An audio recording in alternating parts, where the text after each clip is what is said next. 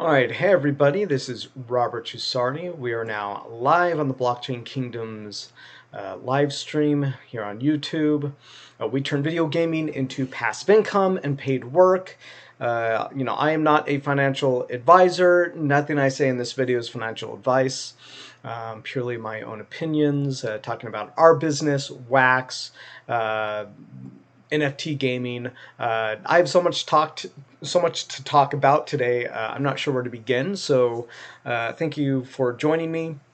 And we're going to talk about what's happening with Wax, Green Rabbit, Nova Rally snaking, Dungeon Swap. I just started getting involved with Dungeon Swap. I saw Cryptoblades went up astronomically. I think it's up almost I don't know, it's like in the thousands of percent now over the last week or two or a couple of weeks.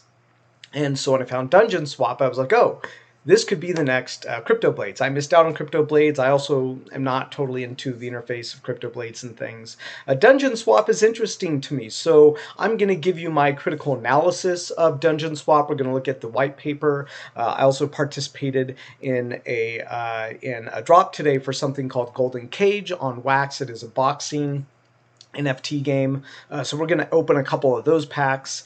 And yeah, I'm really excited to be here today. And also tomorrow, I'm going to be interviewing Sammy Snake from Nova Rally. You guys have heard me talk about Nova Rally. I've made a guide about Nova Rally. I'm really into it. I like how simple it is. It sounds really fun. Is actually my biggest holding right now on Atomic Hub. And so I'm going to be interviewing Sammy, and we'll be taking some of your questions live. And so I'm really looking forward to that. So join us tomorrow. That interview with Sammy Snake is going to happen tomorrow at 8 p.m. UTC time, which is 1 o'clock Pacific Coast time. So then be 4 o'clock Eastern time in the United States. Yeah, so hello Plenty Games. Hi, nice to meet you. I only have one screen, so you guys are going to be kind of seeing my laptop screen here. But that is cool.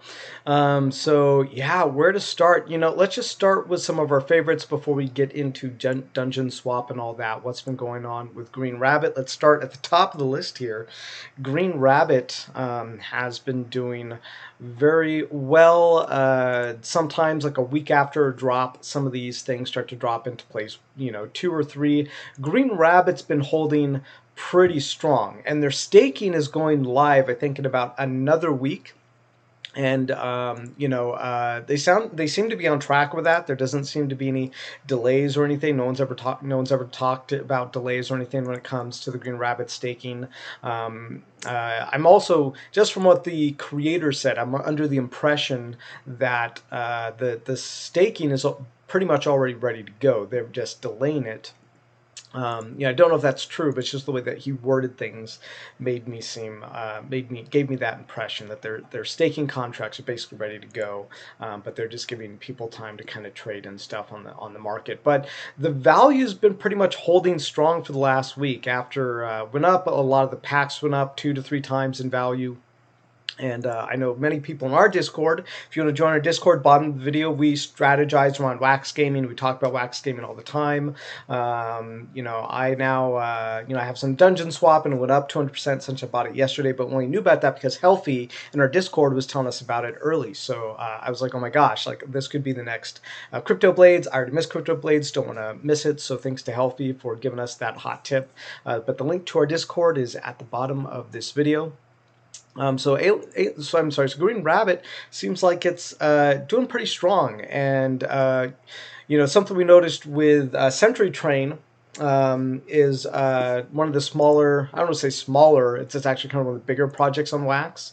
They're ranked like number 4 or 5 here on the Atomic Hub filter, and they had their staking go live, kind of like I think I'm not exactly sure what the deal is if you're only earning a portion of staking than what you'll get later. I honestly don't know everything about Century Train yet. I do know that they have a very small amount of packs for their audience. Like they really don't have a ton of packs from what I can tell. And so their staking went live, and instantly all of the Century Train NFTs went up almost 2 to 3 times in value. So I actually have a couple of trains. Oh, their stakes don't show up my inventory, but I have a couple of trains and stuff staked inside of my inventory, inside of Century Train. And I think I'm earning something like 1.74 Tosium an hour. I don't know if it's going to go up near launch, but they're going to be dropping their conductors, I believe, tomorrow. That's going to be another drop, a very small amount of packs. And this is a strange project to me because of how few packs they have and the way they've been doing their drops. Anyways, so that's really interesting around Century Train, but we saw that once something, oh look, Alien World just got at the top of the list here, as we're literally speaking. Century Train, we saw from that once the staking went live, the value went up quite a bit. Same thing actually, Nova Rally. Nova Rally just had a test bed snaking go up live, and you're only earning right now 1% of your total snaking value, but still we saw the value of the Nova Rally assets go up by maybe, what do you guys think? Like maybe 30%, something like that for some of them. Not all assets, but I think a lot of the assets went up maybe 30-40% in value between now and then. And so we can see, like, what's crazy thing is all this stuff is happening at once. Like everybody's starting to get their staking contracts out and these big game token drops. Ours is still probably at least a month out ahead. Josh and I actually have a meeting. Josh and I have a meeting with someone immediately after this. We're looking to acquire a developer for our staking contracts here very soon. We may be ready to pull trigger. We'll see. I don't want to, I don't want to say something and then have it not work out. But, we may be having some really good news here in terms of our Metasource cards that are shop.blockchainkingdoms.com and coming to the Wax platform very soon. And, Josh has been working very hard to find us a developer, and he's been making some pretty good advancements while I've been working on getting the Metasource launch up, because I want the Metasource launch to be good, great. I want us to sell out of our cards close to launch. So I've been doing what I can to kind of set up everything in terms of ads and partnerships. And it's actually been quite a bit to do. Ooh, look at all the activity we have in the chat. All right. So let's see. Plenty Game says, is it a good time to enter our planet? I think so. When I joined our planet, the cost of a ether was about has gone down about 80%, so it's 80% cheaper than when I first got into it. So now is much better than it was then, as well as the elements. You want to buy elements? I think they're down significantly. I think they're down more than like 70% actually, the elements.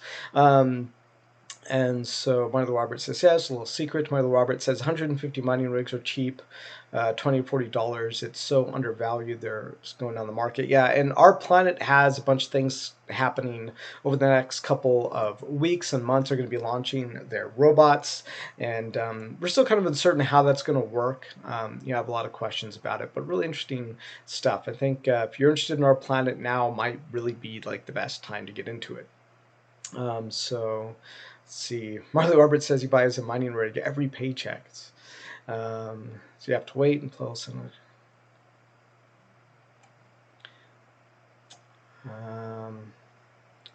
See, Marnerboy's asking about the investment. What is the ROI?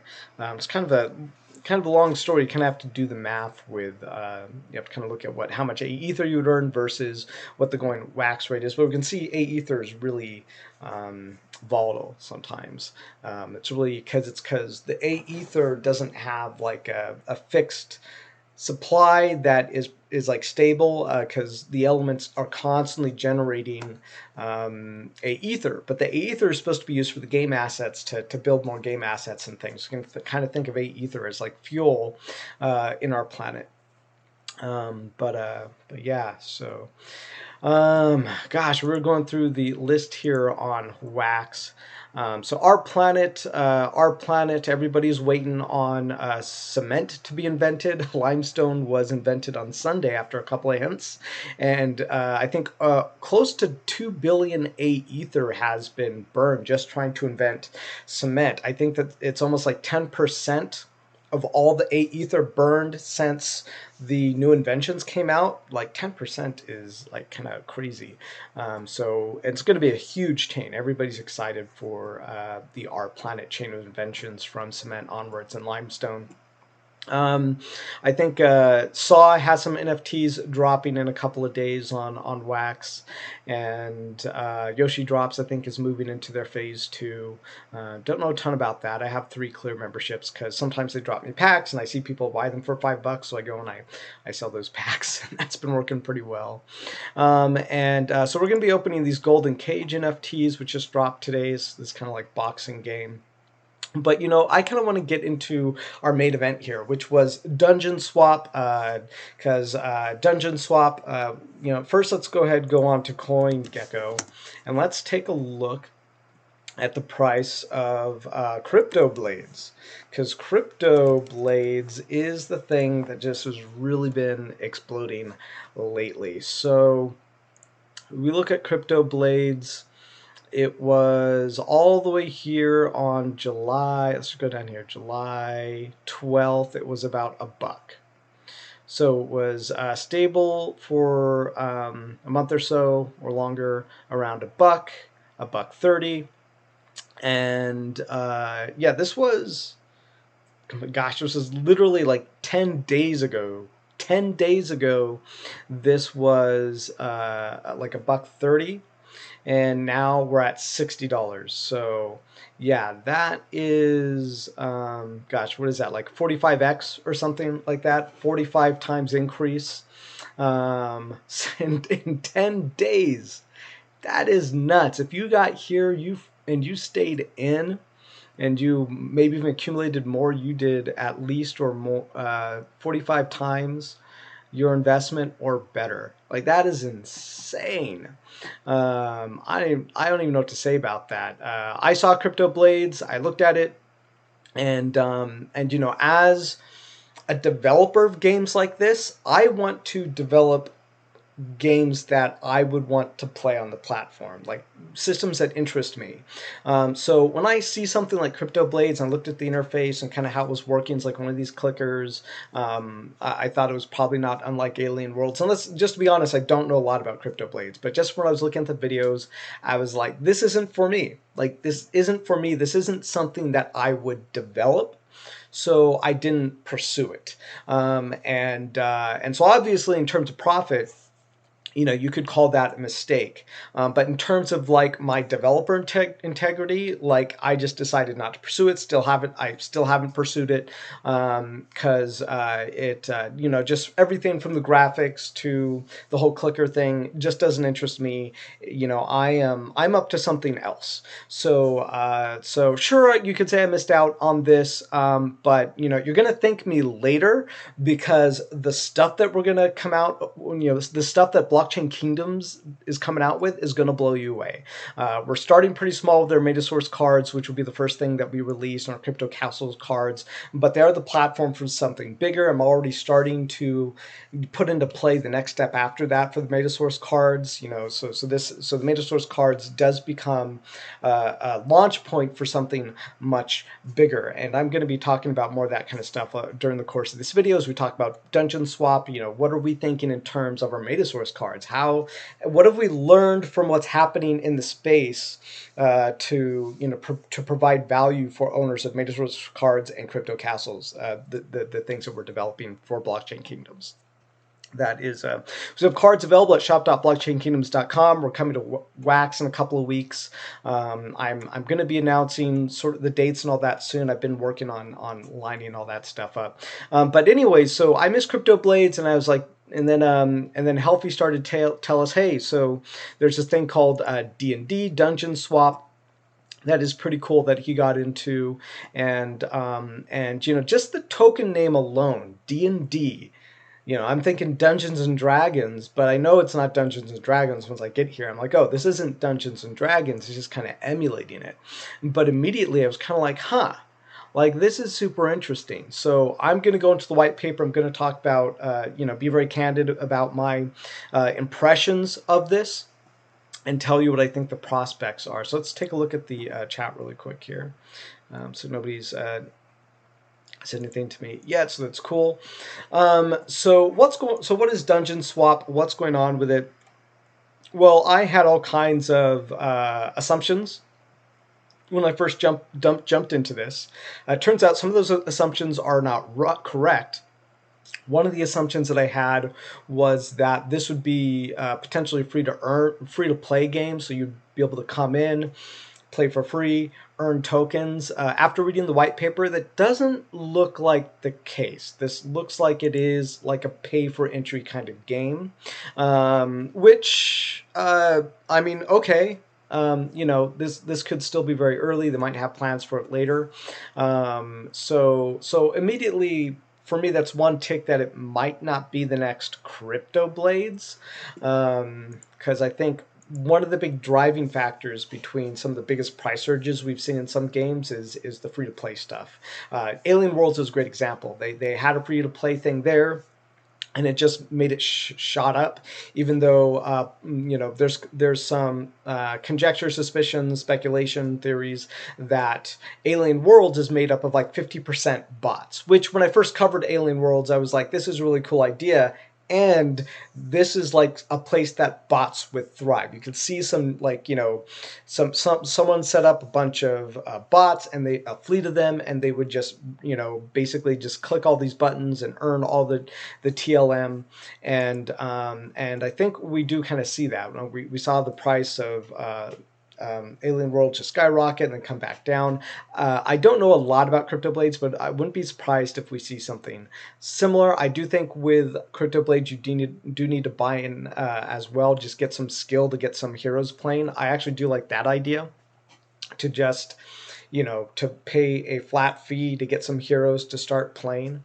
And this is where I think Dungeon Swap is really going to be different from Cryptoblades. With Dungeon Swap, it looks like in order to play their dungeon, which I think is coming out in a matter of days, what you do is you pay like an entry fee to go into the dungeon. I guess it's not a terrible idea. It's probably not ideal. I'm going to go over the white paper, talk more about that, but I'm not sure how I feel about the whole entry fee idea, because they apparently have a bunch of ideas around how they're going to be doing their token, and maybe they're trying to control it a little bit too much with Dungeon Swap. I'm still excited for this. I mean, this thing is super early. It's ranked only like number 3,000 right now in all of the crypto projects. I mean, for a project like this to go to like the top 1,000 cryptos, I don't know what the market cap would be, but I think it could be like a 10x at least, or 20x, something like that. So I got into this yesterday, and I've already almost doubled my investment. Again, investments in these things are kind of tentative because the price could crash tomorrow. You never know. But I think there's huge potential here. This thing is still early. I don't think many people know about it. And so I think there's a ton of potential there. Let's see. Mazinger sent me a link there I was asking for. Cool. So we're going to open those packs later. So what have I done with Dungeon Swap so far? So I came into Dungeon Swap. I've been mostly on Wax and Ethereum for a while, so it's kind of a pain in the butt for me to get back up and running with Binance again, because it's been a long time since I got onto the Binance Smart Chain. If you guys have never used the Binance Smart Chain, if you have a MetaMask wallet, you can use you can essentially create or you can use the smart chain on the MetaMask wallet. So if you look at my wallet, I actually have my Ethereum mainnet and my smart chain on the same wallet. And so I'm able to use the same wallet address for both my ERC20 Ethereum tokens and my Binance Smart Chain tokens, which I think is kind of what they call it, the Smart Chain, is because it's able to use these wallets and be on the same nets. So it was kind of a pain in the butt to go and buy BNB. And do all that. Literally took me hours to refigure out how to do all this stuff because I live in the United States, and apparently if you live in the United States, it can be, because you can't like buy Binance Smart Chain tokens and then send them to your Binance Smart Chain wallet from Binance.us. I don't know why. It's a pain in the butt. You know, some regulation person somewhere put down a stamp and said, nope, can't do that there. And so the rest of us have to kind of live with this extreme headache. So to get loaded on here, I went on to MetaMask. Well, first I went, no, actually, first I went on to, what did I do? I sent my Ethereum to Binance, and then on Binance.us, I swapped my Ethereum for BNB token, and then I sent my BNB token to a Trust wallet that I have on my phone, and then I sent from the Trust wallet. I converted the BNB into Binance Smart Chain currency on the Trust wallet, and I sent from the Trust wallet into my MetaMask wallet, where my Binance Smart Chain assets are, my BEP20 assets. The BEP20 is not to be confused with BEP2. BEP20 is the one on the Smart Chain wallet for MetaMask. And then finally, I could go on to here, go to Dungeon Swap, and do the exchange. So I went here, I took my BNB, and then I bought a bunch of DND, which is the token. So hopefully that wasn't too confusing. Hopefully if you already set up with the Binance Smart Chain, none of that's a headache for you. If you're someone who's like, I'm new to the Binance Smart Chain, it might take a little bit of research and some time and effort for you to kind of get set up on something like Dungeon Swap. And that's just kind of the what do you call it? Learning curve that there is. I'm not going to go over all those steps in this video, which is kind of why I went over it very quickly. If you could follow all that, and that might provide you an opportunity to help you go do your own research on how you could then get set up with doing Dungeon Swap. All right, so just make sure that this thing is working. So so after I went and I bought my DND, I wanted to get started with the liquidity found. So what I did was, right now they're actually having an airdrop contest. So anybody who's holding 100 liquidity tokens is going to be in a big raffle for this Silent Haze and gold and silver NFTs. So part of what happens in Dungeon Swap is that you go and you play the dungeon, and you can earn D&D from the dungeon, and I think your effectiveness is determined by the NFTs that you're holding, and as you do dungeons, you can get NFT rewards. So the better you do in dungeons, the more drops you get, and then the more powerful you're able to go through the dungeons, and the more rewards you can earn. So that's kind of seems like the basic concept here with Dungeon Swap. And the cool thing is that it merges the concept of swapping and liquidity between tokens, and also staking farms with the dungeon idea. So I've looked at, this is actually the first time I've ever gotten involved with these like staking farms, and I think the idea is that you take some of the currency like D&D and you put it into a staking, and then you earn back that more tokens over time for what you staked. So there are risks, obviously, and there are different types of farms you can stake. And if you're totally new to them, this might not all make sense to you immediately.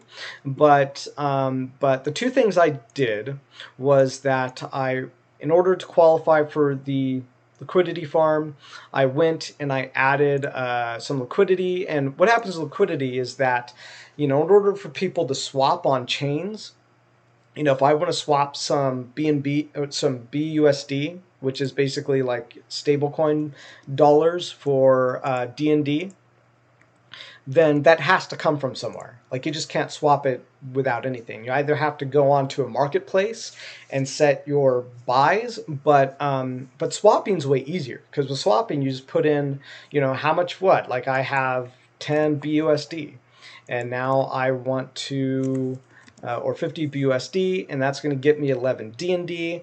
Just bam. Here it says I have insufficient balance, right? I just don't have any BUSD right now. But I just go bam, just like buy it, and it's done. It does a transaction for me. I don't have to worry about it.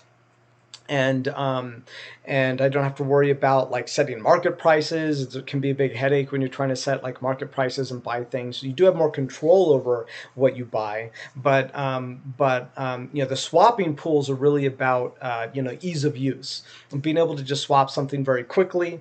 But that money, but the currency has to come from somewhere. So that's what the liquidity pools are. I basically you know, I bought, I think it was like what, like 150 BUSD or something, and then a similar amount with DND, and then so I added that to the liquidity pool, which means that now people who want to swap will get access to those tokens, and my tokens get added to that big pool, and in exchange, I get something else which is called liquidity tokens, and those liquidity tokens.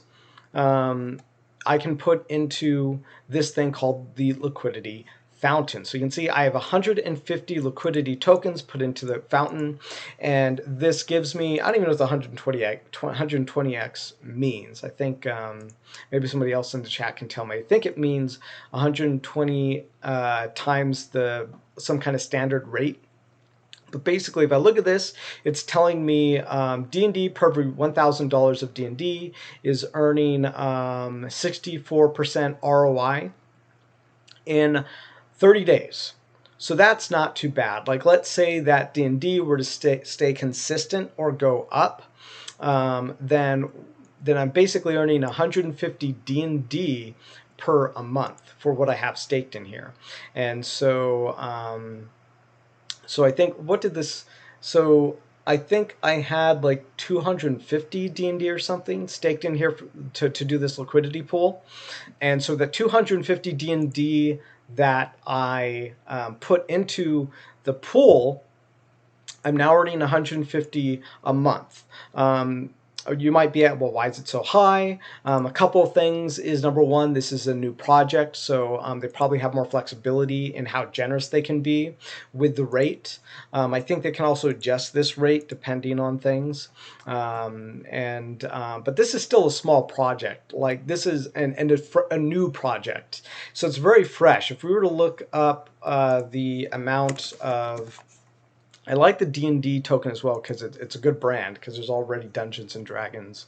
I'm totally into Dungeons and Dragons, and I love that stuff. I don't play anymore, but I played a couple of times. And so if we look at just like the total supply, it says right now is just about 2 million. And, you know, out of 2 million tokens, like I own right now, I think, let's go back.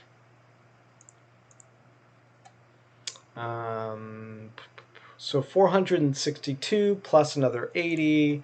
So if we go to, let's do like percentage calculator.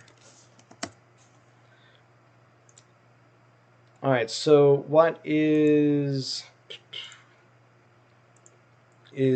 what percent of that? So if we go, let's go look at the numbers again here. So 462 plus 80, so it's going to be 540. So if we go 540, which is how many D&D I have, either unstaked or unstaked, and then we go by 2 million.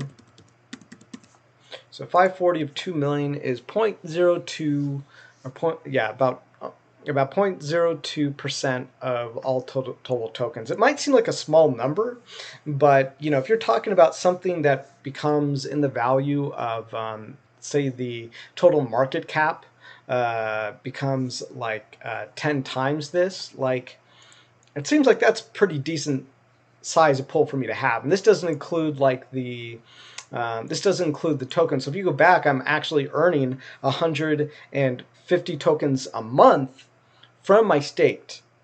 So, you know, if we were to do the math there, was it 150 times 12 is another 1,800 tokens. And let's say, and I think that the amount of tokens then would also be more, so I can't really do this math accurately. But I mean, hopefully you can see this starting to look pretty tasty. A very early project, very small amount of tokens out there right now, and I think, you know, buying them just seems like a really smart idea right now. Like, I don't know why I wouldn't hold these for a very long time unless something bad happens to this, which I think they're going to be dropping their game very soon here within a matter of days. So that's going to be pretty cool.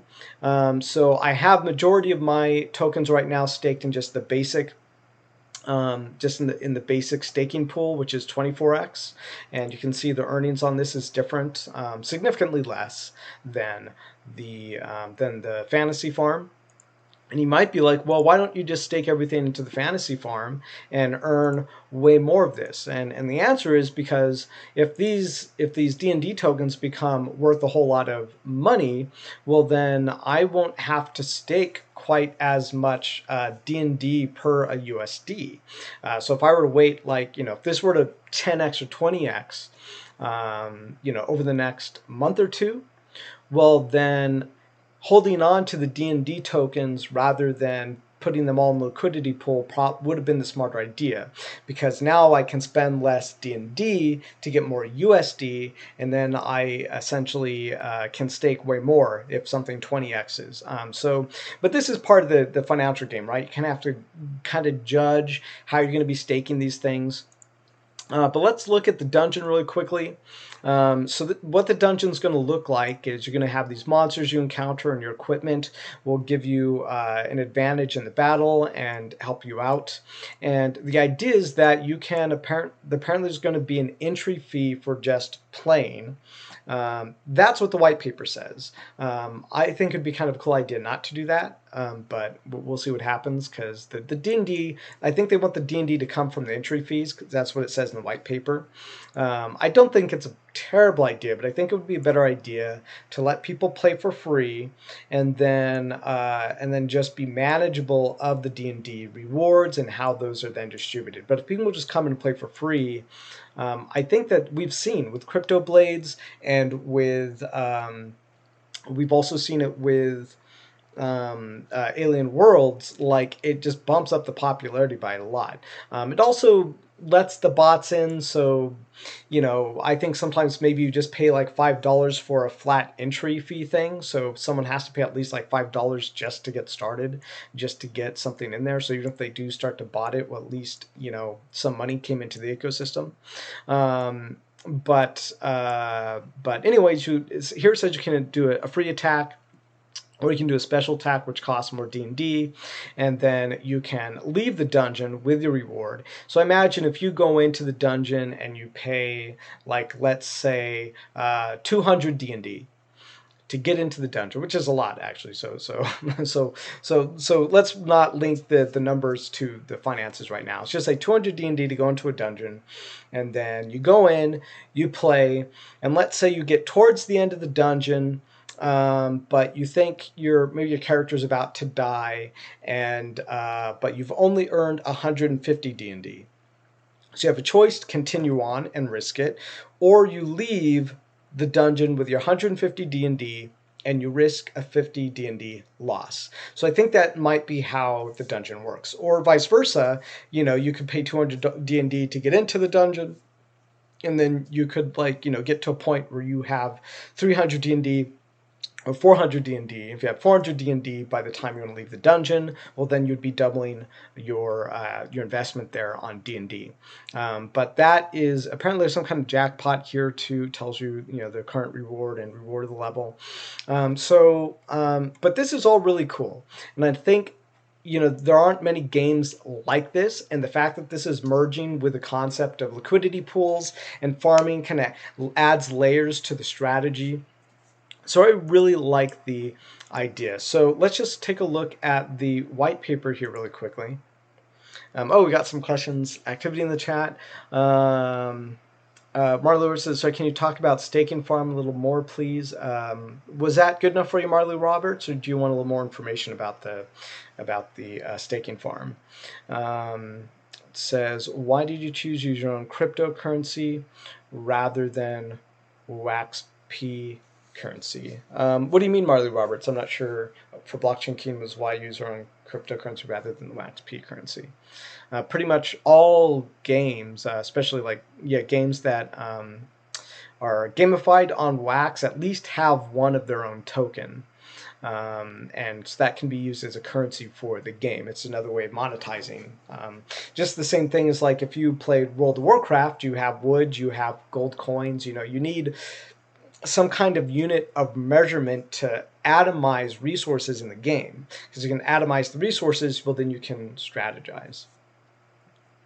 Okay, you said that works for you. Cool. Yeah, I mean, there's a little bit to know, but basically, when you get involved in these, the whole idea is risk versus growth. In order for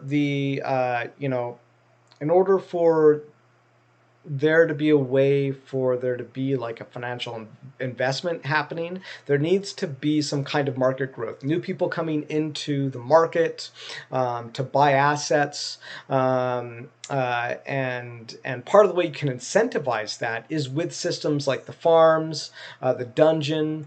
It's to keep people occupied and to have them using the system and either being inefficient or highly efficient. And so that's kind of the point of like these things like the fantasy farms, the alchemist pools. Everyone's using a different strategy. But the one thing that I could not understate enough is is marketing, promoting. It's events that get people drawn to the game. The more people who know about Dungeon Swap, or the more people who know about our Metasource cards and the Crypto Castles games or anything, the more people who know about that, the more people come to the audience, the bigger the market gets. I've talked about this stuff a lot, but it's really the number one thing. You just can't like create a great system and be like, oh, we did good, we built something really cool. You need to really be hustling it, and you need to be doing things that gets new people excited to come join it. And so we're focused on that kind of strategy for our Metasource cards, and a game like this is going to have to do something very similar. So hopefully they'll have some cool events. This is still really fresh and new, but if they do really cool events and create new entries for new people and they get a lot of new blood, will be really healthy for them. So to look at the white paper really quickly, they have a link on the website for it. So when I was reading it, it says the tokenomics, they have a long-term total supply of 10 million D&Ds. So their plan is to have no more than 10 million of these D&D tokens. They have there's burning mechanism inside of the game. So we already know that you can earn more through from the farms, from the LP liquidity farm, as well as the normal staking farm, which does not require liquidity. And I just want to read this, because they say what kind of game we are building and why. We still remember back in the early 2000s, there were many web-based games where players can create their RPG characters, fight monsters, win treasures, and interact with other players. Most of these games were mainly represented forms. So this is actually not the one I wanted to read you guys. This one is different. Okay, this is the one I like. All right. Let me make sure. I actually don't know for certain.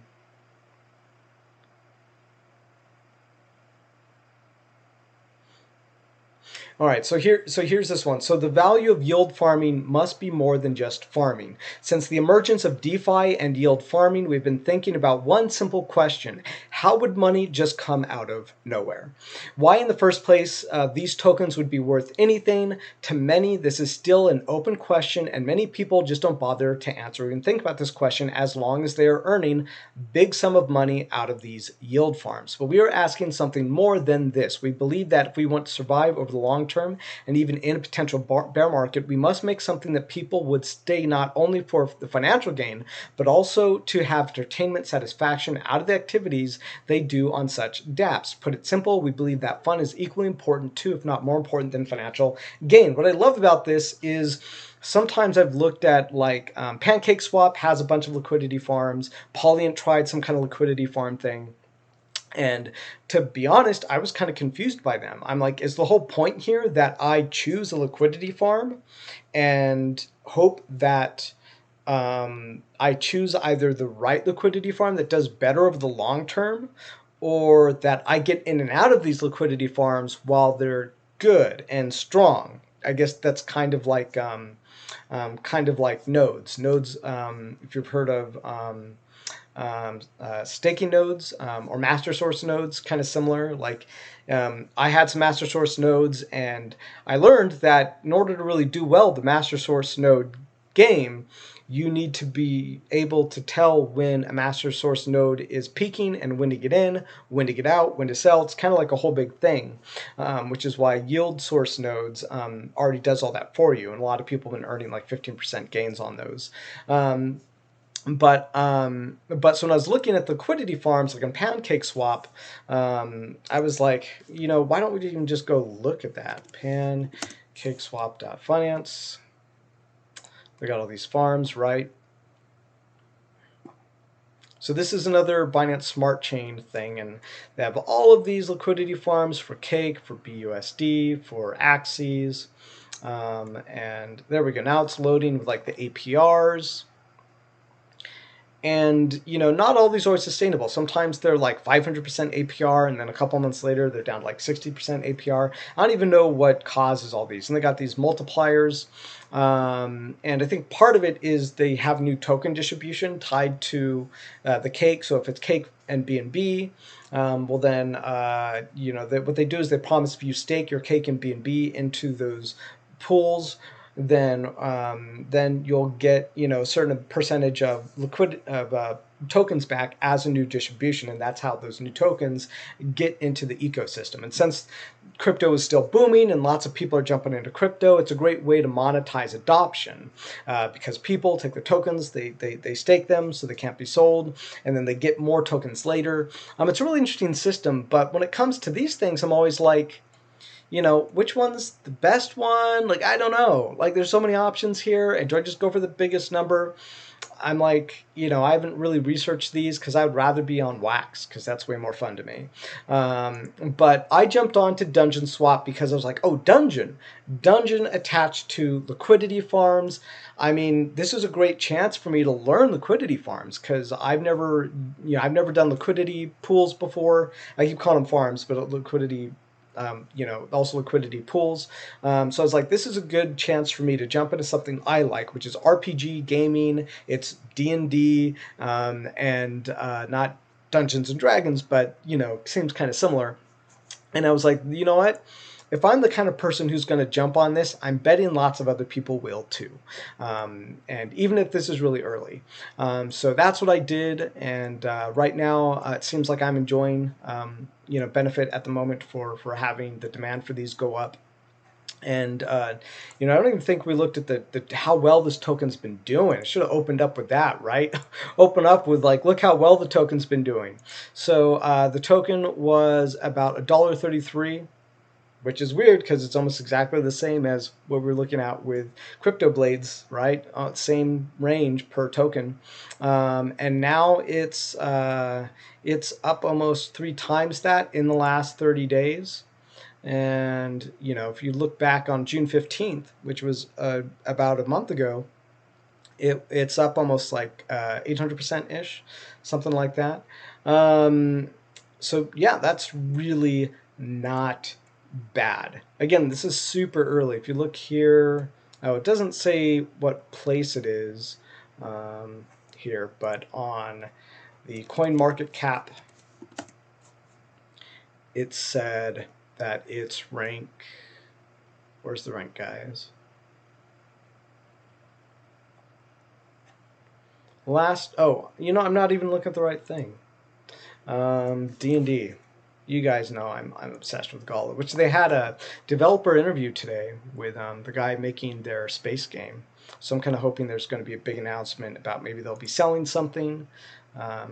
Maybe they'll drive the price up a bit. It'd be nice. Like seeing Gala go up. So rank 2,904. Dudes, this is super early Dungeon Swap. If this comes out with a dungeon and it's fun and you know, I mean, it wouldn't take them a whole lot to probably tweak it to make it, you know, better. If it doesn't get a lot of traction, they probably wouldn't have to do much to tweak the ecosystem to make it more popular. So they could do that easily. 2,904. This is super early. Guys, last time I got involved with something that was around here, it was Gala Games, and that went up like 5,000% or 3,000%. Some of you guys were there for that, right? It was crazy. So I think this is a good position to be in with this. One of my concerns is I don't know who the team is. Like, if we go down here, it says team, and all they talk about is a project lead, smart contract developers, front end developers, graphic UX developers, marketing officer. So I don't know who these people are. Sometimes I've noticed you can find out who they are.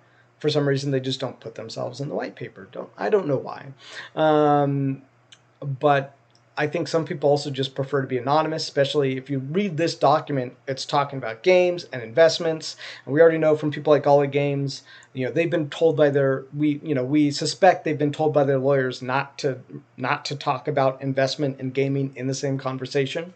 My stance is that it's up to you. You know, my stance is that you're buying collectibles, and if you choose for collectibles to be an investment, that is up to you. You know, that is my official stance on you know, gamings and investing. You know, whether or not a gaming items or tokens are investments, totally up to the person buying those collectibles. You know, we're just doing stuff that we're interested in, and you know, we're totally interested in games and tokens, and I'm interested in tokenomics. This stuff is all extremely, you know, fun for me, and I'm not afraid to put my name and, you know, to put my reputation on a white paper. If we look at our white paper, it does have our team on there now. You know, me, Josh, and Mark. So yeah, if you want to check out that white paper, there's more details there. But you know, 10 million token supply, game coming soon. Like, this game is coming out in a matter of days. I think if the game comes out and it's even just like a little bit fun, like, this could probably blow up pretty quickly. And I think it's not hard for these guys to turn this project into like a 20x project. Even if, like, say the game doesn't work, and let's say it seems kind of too much like gambling, and there's not enough new people coming in. If you read the white paper, they're very aware. They state in here that that new people coming in to participate is part of the healthy tokenomics. So they're aware of this. That's really important to know. And so just reading the white paper, I think they get it.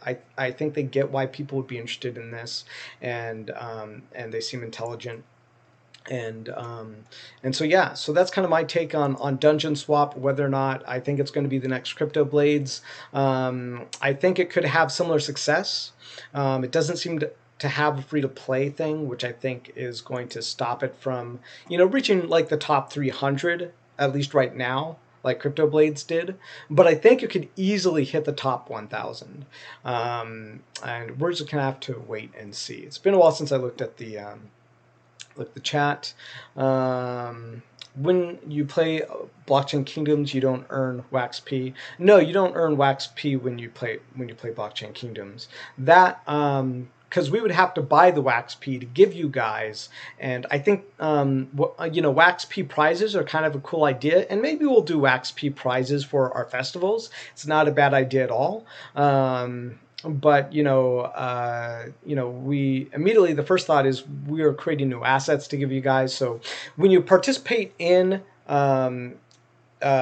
so we have two different things for Metasource. We have our Metasource Cards, which are the primary source of our Metasource token and Crypto Castles NFTs. And guys, Crypto Castles, like, I don't talk about it a whole lot, especially compared to the Metasource Cards, but the number one way to get Crypto Castle lands is to own Metasource Cards. You get one of those a day, and you can upgrade them to give you even more cards a day. And so in the Crypto Castles game, you can then merge your lands together to upgrade them. And when you upgrade them, what happens is you have potential, like it's almost 50% chance to not only get the upgraded land, but to also get a bonus. And the bonus is either a refund of one of the lands you merged, or it's a double of the upgrade that you got, or like our mythic, essentially, when you merge the lands, is you get like the next level. So if you were to merge a farm, you would get a ranch, and then you'd get another ranch, and I think plus, oh no, not another ranch. You'd get the upgrade above that. So you'd get not only ranch, you'd also get the village, which is the next upgrade,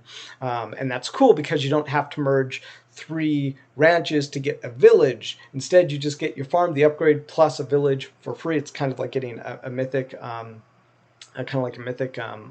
essentially, in terms of rarities. But you get to merge these lands, you get to get rewards, but also when you merge the lands, you get these festival tickets, and when you get the festival tickets, you can submit those to get what we're calling festival rewards. Every 3 months, we're going to give away a bunch of prizes, and it's going to be Metasource Cards, it's going to be castles, it's going to be lands, and like you said, maybe it could be some wax P or something. Maybe that'll be a fun thing for us to give away. But you can submit those festival tickets and get the festival tickets when you merge. So I don't talk about Crypto Castles enough, but once I start doing videos and showing people how all this stuff works, I think you guys are going to be super excited. So are there any wax or BSC games planning to let you create scholarships like in Axie? Actually, what you're probably thinking about, what you're talking about, is something very similar to the reason I started my company, Blockchain Kingdoms, was because I had an idea for turning video gaming into paid work. And how I was going to do that is that we're creating video games where you can go, and a job token. What happens is that you can use the job token to earn crypto from playing. You can earn our token from playing games. So I actually have a patent pending for this job token with the United States Patent Office. I filed a patent application for it, and it's currently slated for review. And so if you go back in our videos, you look at the job token videos. I talk about all about the job token. I've been talking about the Metasource cards lately because we've been promoting our Metasource cards, but the job token is where this entire Blockchain Kingdoms mission started, and we're actually about 5 months now into development of our 5 versus 5 arena. So what's going to happen is we're going to release our 5 versus 5 arena. We're going to release our job token system. You guys will be able to first test the job token system with our 5 versus 5 arena. I really like our game. It's a lot of fun. It's 5 versus 5. You go kill bosses. They drop these keys, and you have to get the key to a gateway, and the teams fight over the key to get the score on the gateway. And it's a really fun 5 versus 5. It's not exactly a MOBA, but it has that kind of same vibe where you get to upgrade your characters and have special abilities. It kind of reminds me of some of the modes in World of Warcraft where they had the battlegrounds. Yeah, so we're about 5 months into development there. We just got a new version. Josh and I are trying to schedule a time to hold a test with some of our community members, and we already had a test with the game before. It was a lot of fun, but it's actually kind of like the way that the scholarships work. And if you've seen my other videos about Axies, when I saw the scholarships, I was like, the scholarships are where the things are. Like, that's where the money is. And I was listening to an interview with the Axie CEO, and he was asked about the scholarships, and he was kind of like, well, the scholarships are being done by other people. And I was sitting there screaming at the screen. I was like, dude, the scholarships is where your money is at. You're not focusing on the right thing. So we have something kind of similar to the Axie scholarships, but we call it our job token. And our job token is something where you'll be able to go and you'll be able to play games using our job token and earn crypto. And the best part is that if you're not using your job token, you can give it to other people and they can play and they can earn from those games, and they will share some of the revenue with you. So that's why we call it the job token, is because not only can you equip it and use your job token to play and earn, you can also then give it to someone else and share some of the revenue from the crypto that they earn. And it's a genius system, in my personal opinion. I'm biased. You can tell I'm super excited for it, and it's why we created Blockchain Kingdoms in the first place. And Metasource Cards were a side project, but I really love Wax, and the more I've gone involved with Wax, the deeper I've gone with the Metasource Cards. But we're still 5 months into development. They're 5 versus 5. You know, we're it's a long-term goal, and it's still happening. So. See, so Andre Calderia, and otherwise, I don't know if there are any other games like that do scholarships. And it's crazy because I think that's where the money is at, because you're able to allow people with money to monetize collectibles in games, and you allow people who don't have the money to necessarily buy the high-end versions of those to participate in that economy and grow it. And I think that's just going to drive even more people to use it and drive more people into the market. I don't know why more people don't use like a scholarship system or like our job token. So Marley Roberts says, so you had to create your own currency to supply players. How do you determine the value or add the currency to Alcor? Oh, well, the creators of a token almost never determine the value of the token except for like at its initial sell. Otherwise, the market determines the value of a token. And this is the difference between something like a video game that is like World of Warcraft, or say like on your phone, you play one of these like games on your phone where you can buy like 100 crystals for like $10. The developers there choose the value of the currency, but the currency isn't on a free market. So the cool thing about tokens is that, like, especially like, Aether or AXS, Axes, all that stuff, it's in a free market now. The free market determines the value of something, the same way the free market determines the value of a dollar. The United States doesn't determine the value of a dollar. They can do things to try to manipulate or try to adjust the market of it, or just the demand of the dollar. But ultimately, it is up to the free market globally to decide the value of a dollar bill. So that's why you would have your own currency, is not only to be able to monetize your game, but also to allow the free market to determine the value of that currency based on everything. Sonnet says, cool, too much demand for scholarships, so need some alternatives. Man, like, I wish I had our job tokens out here now. Yeah, it's a really good point you make. Next time we talk to some big investors, I need to try to help them see the correlation between scholarships and our job token. They're very similar. Like I've been saying in the beginning, like the scholarships is where it's at, and Axes, by not focusing and doubling and tripling down on the scholarships, is missing out on huge potential. I mean, I wish I could have a conversation with that CEO and be like, hey, like, have you thought about this way? Like, have you thought about, like, this is actually where your money's at? So one of the reps says, I meant, like, how many tokens they get per action. How do you determine to give somebody 0.05 worth your token or 1 token? Well, you kind of have to judge, a lot of things, like the rarity of something versus the cost of something. And typically when you do these things, you have a floor, and you try to create a floor by saying, hey, so let's just use the in a drop, any kind of drop. Whenever something has a drop, it basically creates what we would call a floor for a value. So when we sell our Metasource cards, the floor value of our Metasource cards is $250. Why? Because you can go buy new Metasource cards from us for $250. So how we manage this so that we just don't flood the market with as many cards as we want. Instead, we have a set schedule. We have 20 cards, Metasource cards, released every week, each for $250. We're never going to release any more Metasource cards than that. That is it.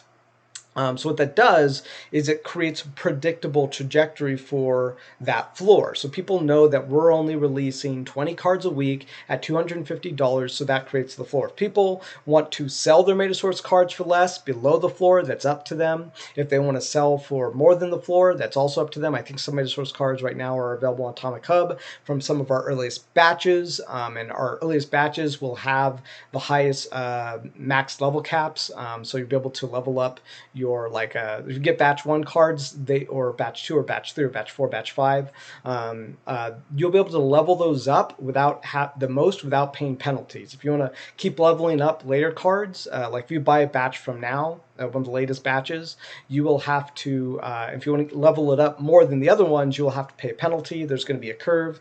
So technically, the earlier cards have higher intrinsic value. I don't even know how I got to that. I just have been rambling. So I haven't opened up these other packs yet, too. I still want to open the packs that I have for Golden Cage, but hopefully that makes sense, Marley Roberts. If you really, the free market determines things. It's all, what do people want to buy things at? You might not know it, but that's kind of the same way that a lot of stores dictate the prices of things too. If they go and they put like a bunch of, let's say, toilet paper is a good example. You want to put a bunch of toilet paper on the shelves. Then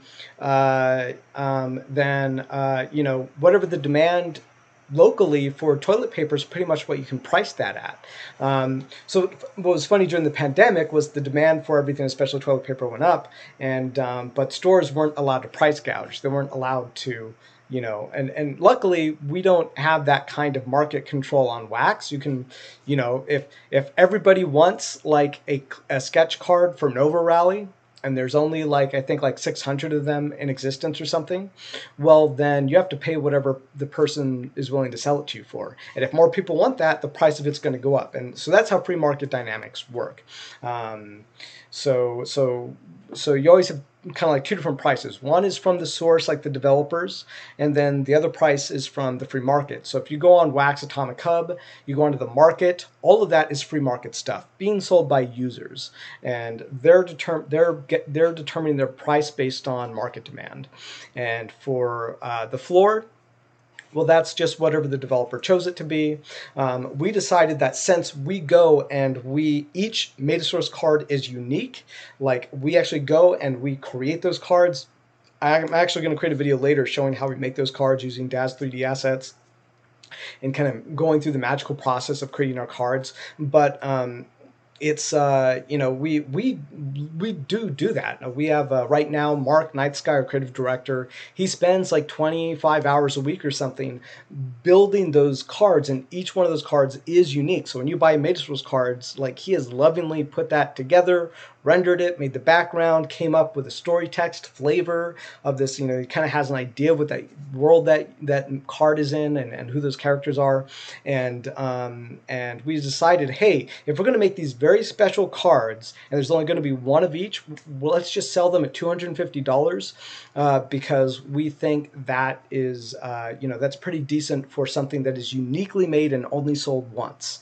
And anything less than that, well, then it's probably going to be at a loss long term, and we're not sure how sustainable we can make that as far as the floor goes. But now we've added in tokenomics and crypto castles. So our point is to continue to add value into the Metasource cards.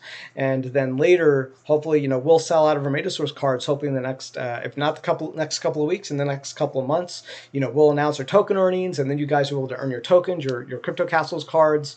And then, we imagine that's going to drive the demand of them up. It's really up to the market whether or not they like our cards. I like our cards, but it's totally up to people about whether or not they buy. But we have some really awesome things coming for these cards, guys. I built the system to be something that I would buy and I would want to participate in. I like the idea of merging lands, growing my kingdoms, and the Metasource cards are kind of a cool way to do that. They're unique too. What I love about the Metasource cards is there's only one of each. You buy that card, that's your card. That is your artwork. That is your character, or that is your event in the card. That's the only one, guys. We made that one for you. So, so anyways, I've kind of gotten rambled there. But, let's go open these. We're going to open 2 of these Golden Cage packs. So I don't know a lot about this game, but they were pretty excited about it in our Discord. They were saying things like, oh, why doesn't Street Fighter do this? Why doesn't Street Fighter make a fighting game? Why are they just selling us these NFTs? If they had a token, if they had a game, the Street Fighter thing would be huge. And it's you know what? I should buy some of these Golden Cage packs. And I think right now the value of them are actually not even, I don't think they're going up hugely. Let's see.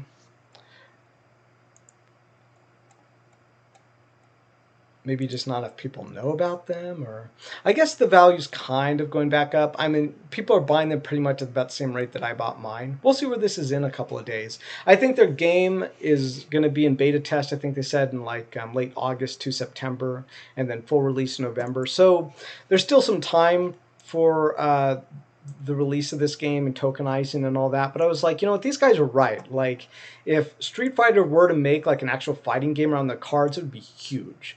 But if this game's already doing that, then I'm going to get into this. So I'm going to open a medium bag and a small bag, and we're going to hold on to the rest to see if I can flip these. Like I saw with Century Train, like the Century Train, those assets were pretty basically close to the floor price after they were released. And then it wasn't until the token came up and you could earn the token that they went up like 3 times in value. So I'm probably going to hold the rest of these until then. But let's go ahead and open this medium bag. I'm going to check my chat real quick. So to put that to wax perspective, they are all mint #1. Yes, exactly. Exactly. All right. So let's go ahead and let's open the medium bag. No, let's open the small bag first. I did try to get like one of the large bags, but sold out before I could get to it. So I had a common, uncommon, common. The rest of these look like commons. Uncommons, commons, common, common, common, common, common. Whoa, woof. I don't even know what the chances are, but it seems like I woofed it on this one. All right. All right. I mean, what is this? Like Alex Bean? I guess it's a character. Glossa. I do kind of like this city artwork, actually. Kickboxing uncommon. Daily food kit. All nutrition necessary to cover energy for the day. Uppercut. The cross. The swing. Uppercuts. These are like moves. So I guess moves are going to be one of the most important things for this game. Interesting. All right. Here comes our medium bag. Should I open the high mint or low mint? Let's open the high mint.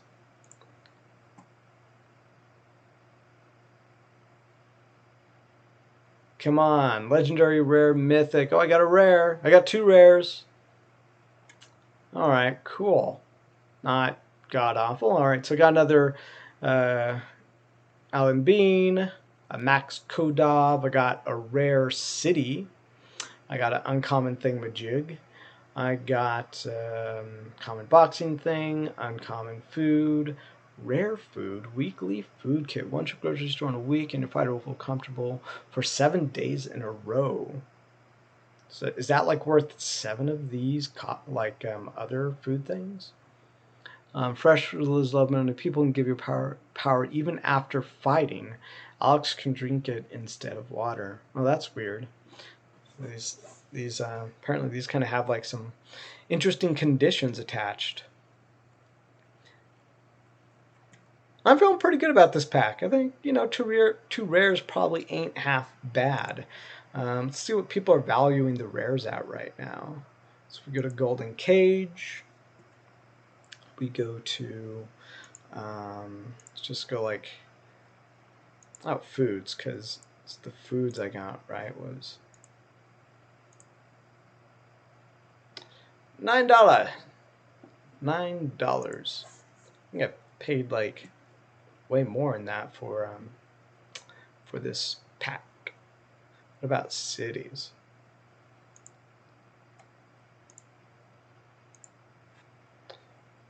$53 for one of those cities. No one's bought a single city yet, though. So it doesn't look like there's actually a lot of market activity here. So there's no sell activity on the cities. I mean, there's a lot of wax projects out there right now, so I'm kind of not surprised. If you're not one of the big ones, if you're not like Green Rabbit or Nova Rally or Our Planet, or even Century Tane, Clash Dome, NFT. This, by the way, not a lot of people know about this one, but like the token value's gone up like 3x or something in the last week or so. And I actually had one of these rare lands. I ended up buying one of the worst lands. I bought it for like 1,500 wax. I sold it for about 1,900, and now they're selling for around 4,000. And I mean, considering the token value's gone up 3 times, like these are probably still good deals. I mean, these are probably only about 2x. But yeah, and the reason I didn't hold on to mine was because I didn't like the game. I went and I played their tower defense game. It was just mind-numbing. I was like, I am getting no enjoyment from this game whatsoever. Like I just did not like it. So I went and I sold my land. Again, it's just kind of part of my philosophy of only being involved in projects that I like, that sounds interesting to me. As a game developer, I think my integrity is going to provide the most amount of value to you guys, so that when we come out with our systems, our games, that it's something that you guys are going to enjoy, and it's something that I would want to play. And if I can deliver that to you guys, then I'm on track. So if I don't get involved in a project, I'm just maintaining my artistic integrity, and all that is in service of one day, giving you the iPhone while everyone else is trying to give you a flip phone.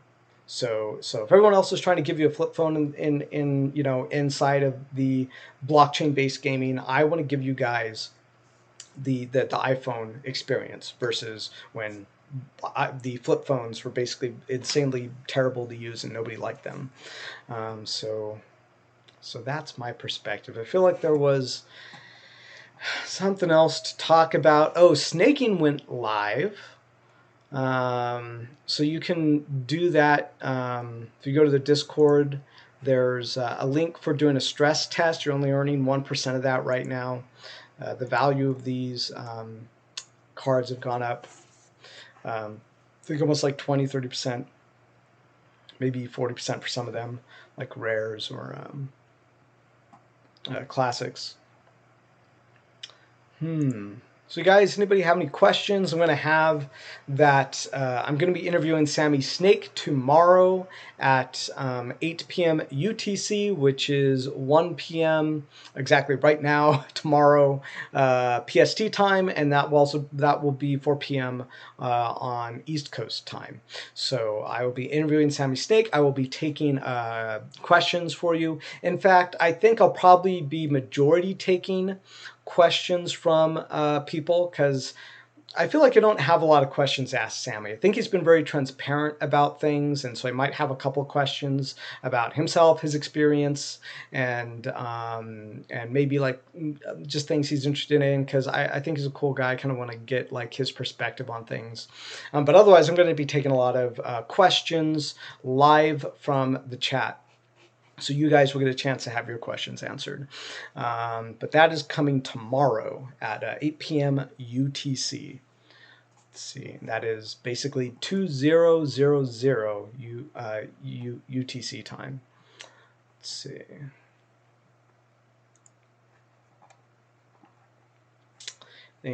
So remember to join our Discord chat, Blockchain Kingdoms, link at the bottom of this video. We talk about blockchain gaming all the time. We're always giving each other hints on what we think is dropping, what's going to be fun, exciting, what are people going to want.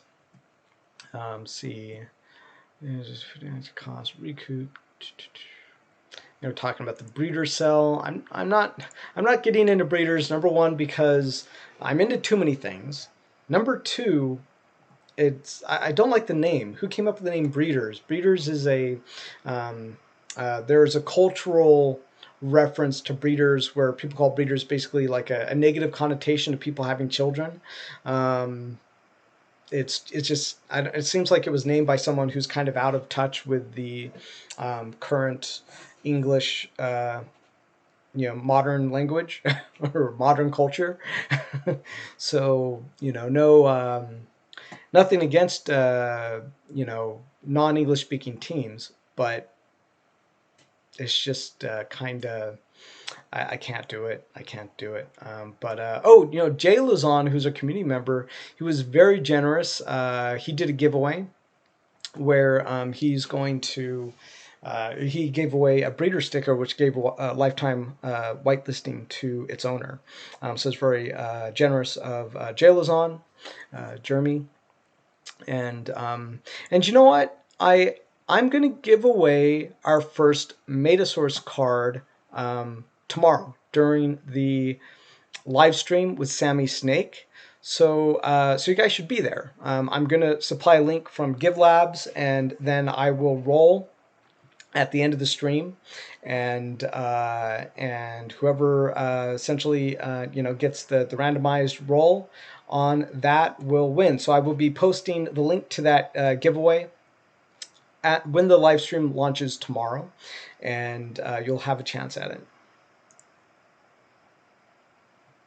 Any chance you can message me on the side? Yeah, sure thing.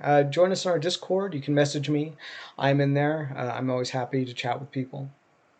It's part of my job is to interact with you guys and know your thoughts and what you guys like, what you don't like. That's what I'm here for. Thank you for wanting to reach out, Marley. Appreciate it. Let's see.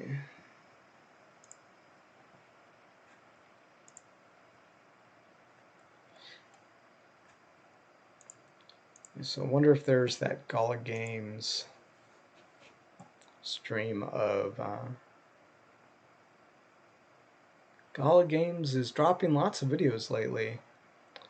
I guess they haven't had that AMA with this Echoes of the Empire guy who's doing their space game yet. I'm hoping that when they do, there's going to be an announcement. There's a gold sneak peek. Can't click on it because I'm not allowed to, because it's supposed to be for gold members only. Sorry. If you want to see Gala Games sneak peeks, got to go buy Gala Gold on their website. What is going on CoinGecko these days? Because crypto went down, and I was almost certain it was going to keep going down, but it didn't. It bounced. It's bouncing back up. I don't know. It's like a big fake out there, maybe. I don't know. Saw something where someone had tracked, like someone had sold like $2 billion of Bitcoin on Coinbase, thinking they had tried to create FUD, fear, uncertainty, and doubt around Bitcoin. I was thinking maybe they just thought it was definitely going down, so they sold a bunch. But I don't know. To be honest, guys, I don't know where that's going. I don't know where BTC is going right now. Hoping Dungeon Swap goes up. They released that game, though. Let's see. So as far as our Metasource launch goes and all that, we're going to, I want to make sure that I have solid dates for some of our marketing. And so that's going to be my job over the next couple of days is locking in some of those dates. And then once I lock those in, then I'll be confident to give away our launch dates and our giveaway dates. So everybody will be able to participate in that.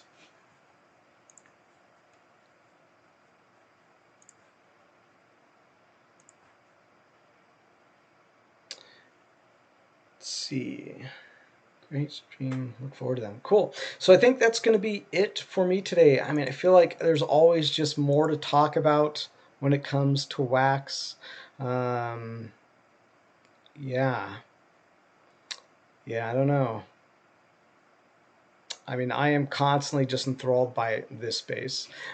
It's really super a lot of fun. But yeah, I appreciate you guys joining me. Remember, we have that Sammy Snake stream tomorrow. Buy our cards at shop.blockchainkingdoms.com. Link at the bottom of this video. Wax launch is coming soon. And yeah, so thank you so much for joining me. Like and subscribe, and I will see you guys in the next video.